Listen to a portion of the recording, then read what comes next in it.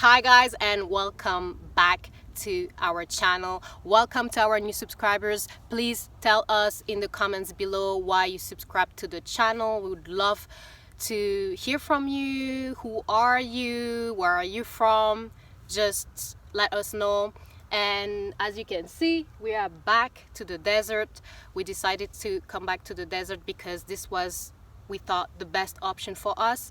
We tried to go to the forest again, but then the campground that we wanted to go to, that was not too far from the city, it was not an actual campground, but it was more a trail campground. So you have to walk to your campsite and you can just put a tent. So we decided to come back to the desert because this feels way safer, and in the desert you find way more public lands, BLM lands, for you to be able to stay for a longer time. So we are still in search for this land where we can settle, where we can have our little glamping going on, our tent with our minivan, and living still simply, finding more simplicity, because this is what we've been wanting to experience the past few years. More simplicity, less things, less attachments. So this is still the journey we are on, and the journey is not that easy, because you would think that it is easy to find some lands and to be on lands, but it's hard because there's so much corruption of the land, so much corruption. And many people sadly have lands today, and these lands are inherited, and sometimes these lands were stolen as well. So we are in this world and learning to work with this system, and this system doesn't want people like us to be sovereign beings and to create this new path, because it's threatening their rules, it's threatening the financial system, having some people who choose to go out there and to not pay rent, to live rent-free, to live tax-free. This is threatening for them. But we need to teach them another way, and we need to understand that ultimately being self-sustainable, it's our ultimate freedom, as we are embodied beings and making our way in this world. To be self-sustainable is to free ourselves from the conventional path that wanted us to have a 9-to-5, that wanted us to be slaves. And now we no longer want to be slaves. And especially as people of color, we are deprogramming from this systematic poverty, this poverty trauma, this intergenerational trauma that has been passed down from generation to generation. So coming out of scarcity is not easy, because it's so embedded in us. And the past few years, I've been traveling for 6 years, and then coming with Jess, we traveled in Mexico for 2.5 years.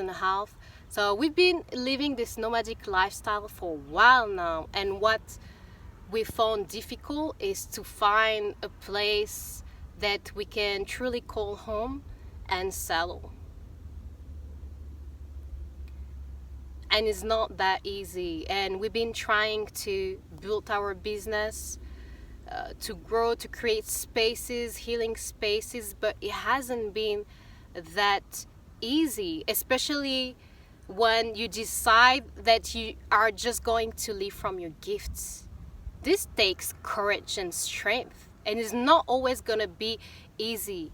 And sometimes, you know, you see some people and you are going to see them in some places and you think that they have it all figured out, that they have this free life, this nomadic lifestyle, they're enjoying their life, but you don't know what's happening behind the scene.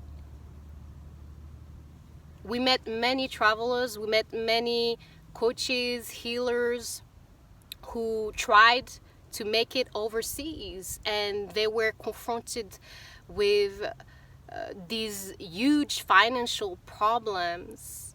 They don't say that online, no, because they have to be this character online. They have to sustain this character, and they have to show themselves as way showers, which is not a bad thing. But we need to talk about the struggles too. And the financial struggles are part of the journey, especially when you want to emancipate yourself from this conventional path. This is part of it. This is part of it. So our intention, and I'm connecting with different places, different glamping businesses. Our intention is to truly be able to settle for a while and to be able to focus.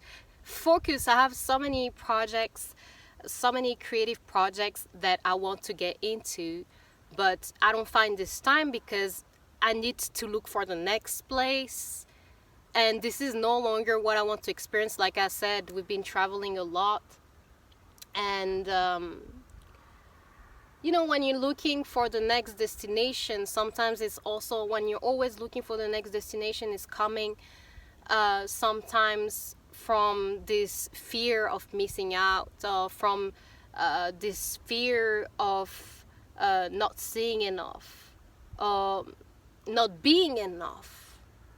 And when you can actually settle somewhere and sit with your feelings and really be able to be the witness and to truly work through whatever comes up to you without any judgment, without running away from your problems, this is the true power, because the power comes from your opportunity to be in stillness too. So the desert, it's always a safe space. It's always a safe space, and I'm understanding why many people have chosen to be in the desert or to create a business in the desert. It feels like you have less restrictions, because when you are in the city, you really feel the restrictions, you really feel the control over the minds. And sometimes this control is not even justified. So it's good to be also in the desert, because many people have chosen the desert to live alternatively and to be left alone by the system. So this is life, guys. This is life, guys. And as much as I would like to tell you that we have everything figured out, I would be lying. My intention with this channel from the very beginning has been to be completely authentic, and authenticity has been something that I've been working on, and to be vulnerable, to be able to share with you who I am and my life with Jess, and our challenges as well, our struggles. And actually, I talked to a lady who has a glamping site in the city, and she was telling me that she was the only one, she thinks, and other people told her that she was the only glamping site in the city. So it was funny, because over there this is not a thing, when people would need this type of alternative to have a co-living space where they can camp, they can work on their projects, maybe artists who want to work on their project and they're not able to live in the city because the rent is so expensive. So there's a lot of discrimination like this, and you have people, sadly, with so much talent, and they are not given this opportunity just because they think outside of the box, and maybe they don't have the financial resources, but they are smart, they are talented, they have so many beautiful qualities, but they are not being given this chance to really show what they are made of. This was really important for me to mention that, and I'm gonna head back to the campsite, and I'm gonna start cooking, and I'm gonna be showing you what we're gonna cook, something really delicious as usual. So thank you so much, guys, for being here and supporting us. We really want to reach the 1K subscribers by the end of next month. So share this video to your friends, comment, make sure that this video is seen. Make sure to send this message to people who need to hear this out there. And we're thriving, we're always thriving, and we're rising. We're rising in the adversity always, because we are prepared for all challenges coming our way. We are prepared. This is who we are, sovereign beings.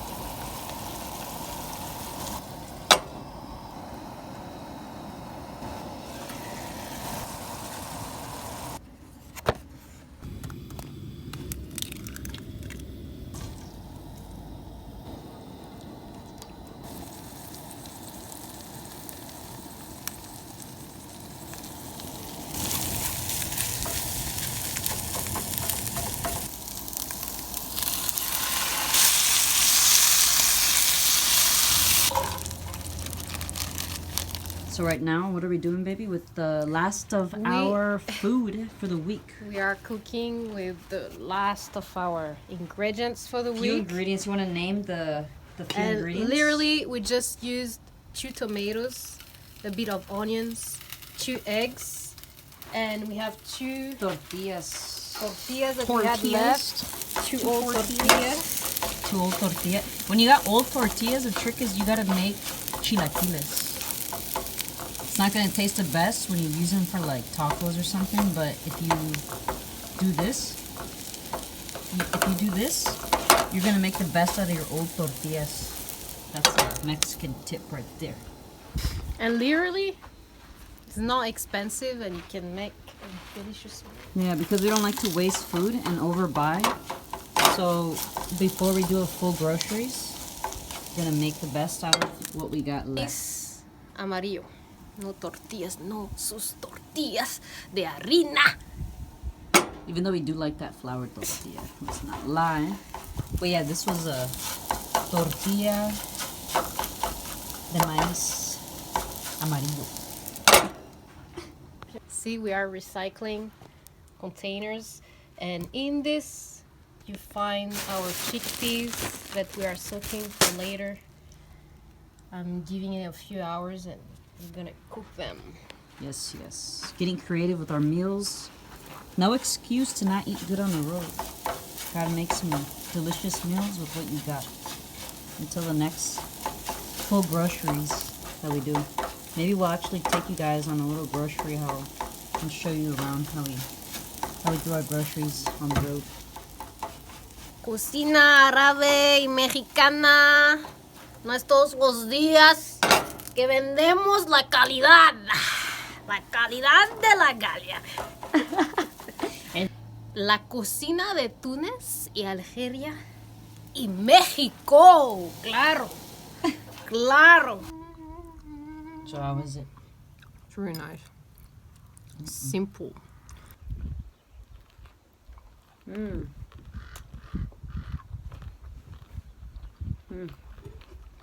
It's not spicy. Mm-mm. It's nice to the chilaquiles crunchy. And this is how you make a delicious meal with just the last bit of food we had left before our next groceries. Don't have as much green in here because we're gonna buy vegetables, but you managed to make it really nice with the tomatoes and the onions, getting the juice to flavor the little bit of cheese we had left.